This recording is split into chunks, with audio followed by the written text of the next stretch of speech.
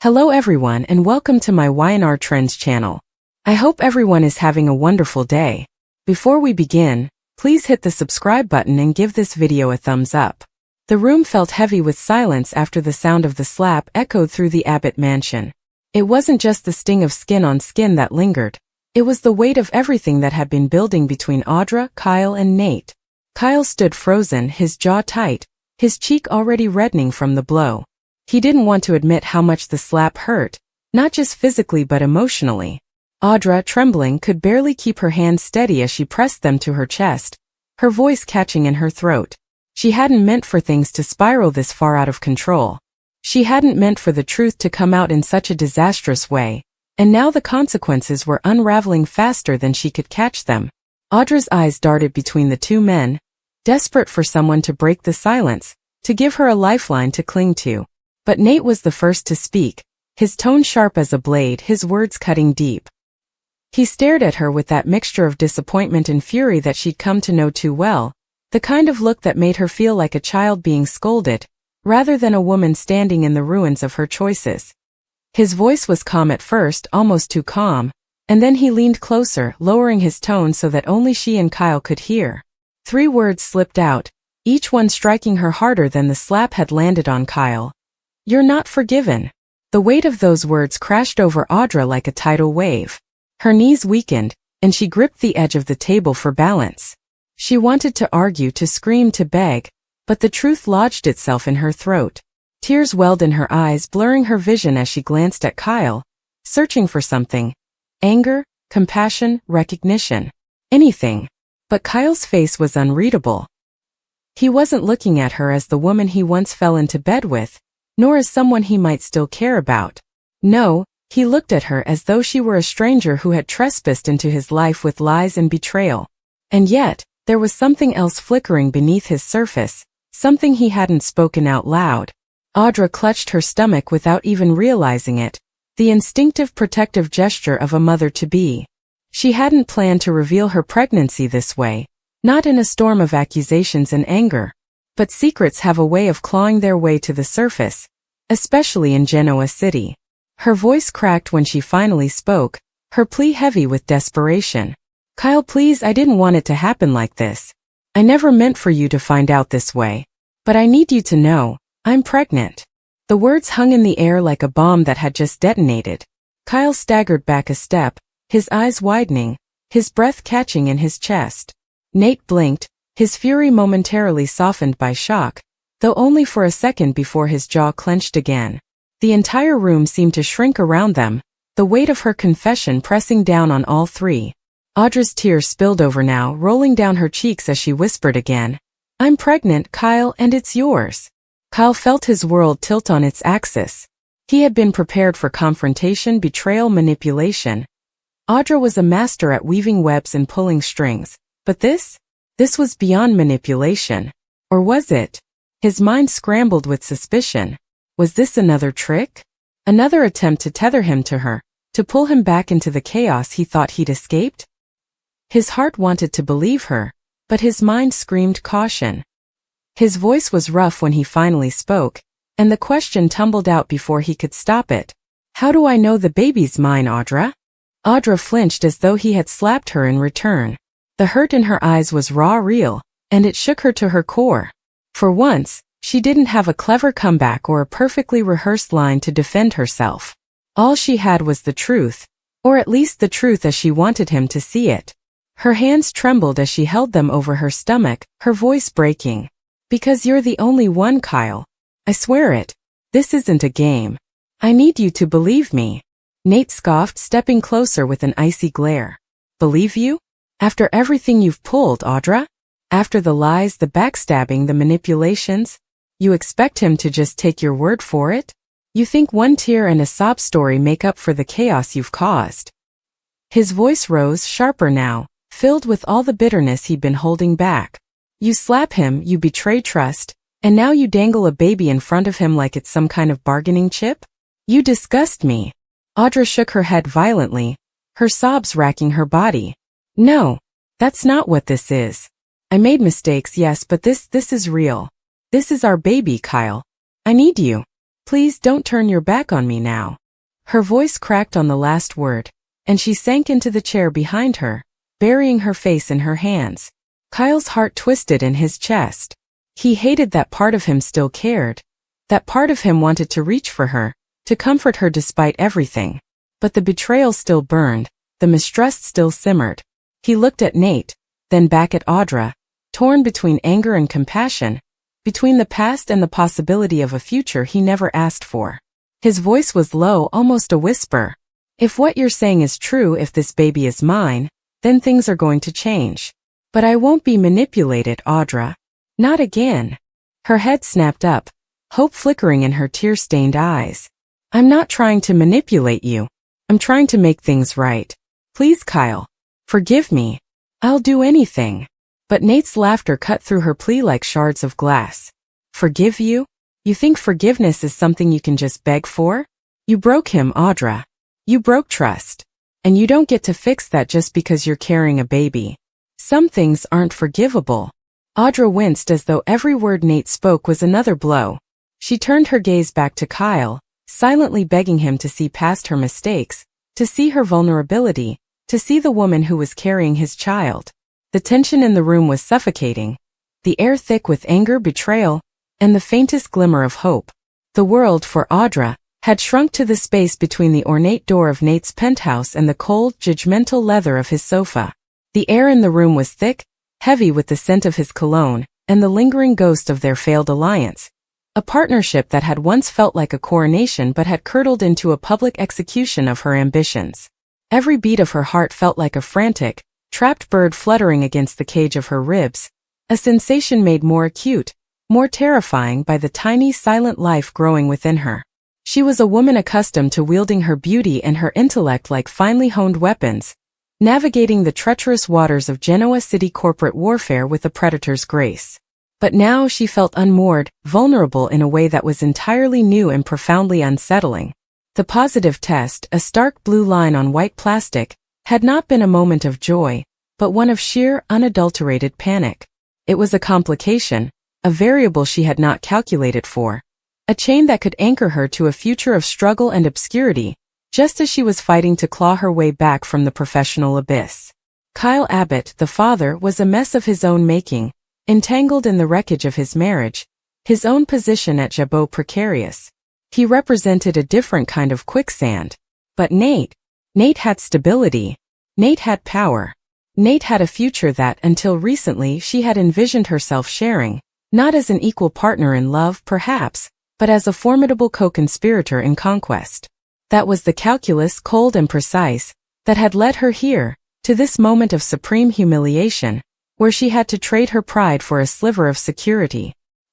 He had let her in with a look of mild, bored curiosity, as if she were a salesperson he was tolerating out of a vague sense of politeness. He didn't offer her a drink. He simply stood by the floor-to-ceiling window, the glittering skyline of Genoa City spread out behind him like a kingdom he now ruled alone, and waited for her to speak. The silence was a weapon, and he wielded it expertly, forcing her to break under its weight. "Nate," she began, her voice softer than she intended, lacking its usual razor's edge. She cleared her throat, trying to summon some of her old steel. "I know things ended poorly between us. The Chancellor Winter's merger, my actions. I see now how they looked. How they undermined you." He didn't move, his expression impassive, a marble statue surveying a trivial petitioner. This was worse than anger. Anger was hot, messy, and could be manipulated. This cold indifference was a wall she didn't know how to scale. She took a tentative step forward, her hands clasped tightly in front of her, a gesture of supplication that felt foreign on her. "I was ambitious. I was reckless. I let my desire to secure my own position blind me to the value of our partnership. It was a catastrophic error in judgment, and I have paid for it. I am paying for it every day." She watched him for a flicker of something. Remorse, nostalgia, even pity, but there was nothing. Just the calm, assessing gaze of a CEO evaluating an underperforming asset. Desperation began to seep into her tone, coloring her carefully rehearsed words with a raw, unscripted fear.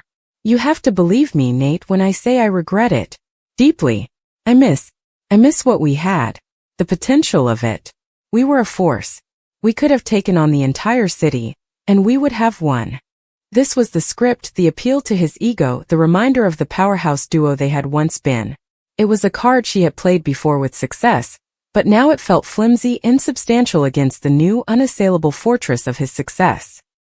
He had weathered the storm she had helped create and had emerged stronger, while she had been cast adrift. "I am begging you, Nate," she whispered, the word begging tasting like ash in her mouth. "I am begging for your forgiveness. Not just for the past, but for a chance. A chance to start over. To prove to you that I can be the partner you deserved all along." Her hand drifted unconsciously, protectively, to the still flat plane of her stomach. It was a tiny movement, one she hadn't planned, but his eyes, sharp and observant, caught it. A faint, almost imperceptible frown touched his lips. "Why now, Audra?" he finally spoke, his voice a low, calm rumble that seemed to vibrate through the very floor. "This sudden, profound regret. This humility. It's not like you. You're a strategist. This feels like a new strategy." He took a step away from the window, closing the distance between them, and the room suddenly felt much smaller. "What's the play here? What is it that you think you need from me that you can't get from, say, Kyle Abbott?" The mention of Kyle's name was a precision strike, and she flinched, her carefully constructed composure cracking. He saw it, of course he saw it. He had always been able to read her better than anyone else, which is what made their professional betrayal so personal. "This isn't about Kyle," she said, too quickly, her voice tightening. "This is about you and me. About the connection we shared." Nate let out a short, derisive laugh, a sound devoid of any real humor. "The connection we shared was a mutually beneficial business arrangement, with a side of physical attraction, Audra. Let's not rewrite history with sentimentality it never possessed. You saw an opportunity with a rising star at Newman Media, and I saw a sharp, ruthless ally. We used each other. Then you tried to use me as a stepping stone for a bigger play with Kyle and Chancellor Winters. It failed. The end." His brutal, unvarnished summary of their relationship was like a series of slaps. It stripped away all the layers of nuance and complication she had wrapped around their affair, reducing it to its cold, transactional core. And the worst part was he wasn't entirely wrong. But things were different now. The stakes were no longer just about a corner office or a seat on the board. They were about midnight feedings and pediatrician appointments and a future she couldn't secure on her own. The fear, a cold, slithering thing, tightened its grip around her throat. "It wasn't just that, Nate, and you know it," she insisted, her voice rising with a frantic energy. "There was more there. There could be more again. I'm asking you, please, to look past what I did. To find it in your heart to forgive me. I need your forgiveness." The plea was naked now, stripped of all its corporate doublespeak. It was just a woman, terrified and pregnant, asking a powerful man for a lifeline. For a long moment, he just stared at her, his head tilted, as if she were a particularly complex equation he was trying to solve. His eyes dropped again to her stomach, then back to her face, and a dawning, cynical understanding settled in his features. The pieces were clicking into place for him, and the picture they formed was not one of reconciliation, but of desperation. A slow, cold smile spread across his face, a smile that didn't reach his eyes. It was the most terrifying expression she had ever seen him wear. "Oh, I see," he said, his voice dropping to a conspiratorial whisper that was somehow more menacing than a shout. "It's not about forgiveness, is it? It's not even about me or us. This is about resources. This is about stability. You're in trouble, and you're looking for a safe harbor. You've burned your bridges with Kyle, or you know he's too much of a sinking ship to be of any real use, and you think I'm your best option. You come here talking about regret and fresh starts, but what you're really doing is shopping for a father. A provider." Each word was a needle, meticulously placed to inflict the maximum amount of shame. He was dissecting her, laying her motives bare with surgical cruelty, and she was powerless to stop him because he was right. The truth was a blinding, humiliating light, and she was completely exposed beneath it. The last vestiges of her control shattered. The fear and the anger and the sheer, overwhelming helplessness of her situation erupted out of her in a single, uncontrollable motion. Her hand, acting on a primal impulse of pure defiance, flew through the air. The crack of her palm against his cheek was shockingly loud in the quiet, opulent room. It was not a calculated move. It was an explosion of raw, unfiltered emotion. For a single suspended second, there was only the stark, stinging silence in the wake of the slap. Her own hand throbbed, a hot, painful testament to her loss of control. Her chest heaved with ragged breaths, and she watched, horrified and yet perversely satisfied, as a red handprint bloomed on his flawless cheek. His head had snapped to the side with the force of the blow, and when he slowly, deliberately turned back to face her, the calm mask was gone. In its place was something dark, icy, and utterly merciless. The civility had been burned away, leaving only the core of the ruthless man she had always known he could be. He didn't raise his hand to retaliate. He didn't shout. He simply looked at her, his eyes narrowed into slits, his body radiating a cold, controlled fury that was far more frightening than any outburst. He took one slow, deliberate step closer, invading her space, his tall frame looming over her. The air crackled with a dangerous energy. She could feel the heat of his body, see the faint pulse in his jaw. She instinctively took a half step back, her bravado evaporating, replaced by a primal fear. This was not the outcome she had wanted. This was a disaster. He leaned in, his voice a low, venomous whisper meant for her ears alone, each syllable dripping with a contempt so profound it felt like a physical blow. He didn't yell. He didn't need to. The 3 words he spoke were delivered with a quiet, devastating finality that sucked all the air from the room. "You pathetic, desperate gold digger." The words hung in the space between them, not echoing but sinking in, embedding themselves in her soul like shards of glass. They were so much worse than any physical retaliation. They were a judgment, a condemnation, a life sentence. Pathetic dismissed her entirely, reducing her from a formidable opponent to an object of scorn. Desperate confirmed her worst fears about herself, that her carefully crafted image of control was a lie. And gold digger, that was the oldest, most vicious insult, reducing her complex, terrifying situation to a crude, transactional cliché. It was a label that stripped her of her intellect, her ambition, her very personhood. For a moment Audra couldn't breathe. It felt as though the words had physically struck her in the diaphragm, knocking the wind from her lungs. The sting on her palm was nothing compared to the searing, internal wound his words had inflicted. They didn't just reject her plea, they annihilated her. They defined her in his eyes, and now terrifyingly in her own.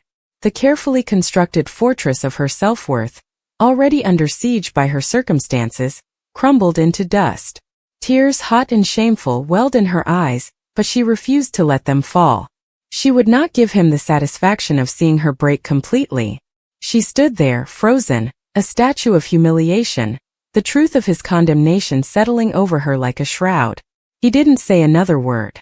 He simply straightened up, the cold, impassive mask sliding back into place as if the last 60 seconds had never happened. He turned his back on her, walking back toward the window, dismissing her from his presence, from his life, as if she were nothing. The conversation was over. The plea had been heard, considered, and utterly destroyed. She stood there for another moment, rooted to the spot, the echo of those 3 cruel words repeating in her mind on a torturous loop. Pathetic. Desperate. Gold digger. They were branded onto her psyche. Finally her body unlocked. She turned, her movements stiff and robotic, and walked toward the door. She didn't look back. There was nothing left to see, nothing left to say. The heavy door clicked shut behind her with a sound of profound and absolute finality, sealing her fate on one side and leaving Nate to his kingdom on the other. The walk down the hallway to the elevator was a blur, a journey through a numb gray haze. The elevator ride down felt like a descent into a new, colder reality. She had gambled everything on his capacity for mercy, for nostalgia, for even a shred of residual feeling, and she had lost. She had not only been denied the forgiveness and the security she so desperately sought, but she had been given something far worse in its place. A new horrifying definition of herself, one she would now have to carry with her along with the secret of her pregnancy. Out on the street, the cool evening air did nothing to soothe the burning shame on her face or the icy dread in her heart. The glittering lights of the city, which usually promised opportunity and excitement, now seemed to mock her. She was utterly alone. Kyle was a chaos she couldn't rely on. Nate had slammed the door in her face with a cruelty that had reshaped her world. And inside her, the tiny life continued its silent, oblivious growth, a constant, ticking reminder of the precarious future she now had to face without a shield, without an ally, with only the echo of Nate's three-word verdict as her companion. The fight for her career, for her position in Genoa City, was now a secondary concern. The primary battle had just become infinitely more personal and terrifying. It was no longer about winning a corporate war. It was about surviving the profound loneliness and the crushing weight of a judgment that felt, in her most vulnerable moment, terrifyingly true. She had come to him begging for forgiveness, for a future, and she had left with nothing but a searing brand of contempt and the chilling certainty that from this point forward, she and she alone, was responsible for forging a path through the wilderness that her life had become. Kyle couldn't move at first.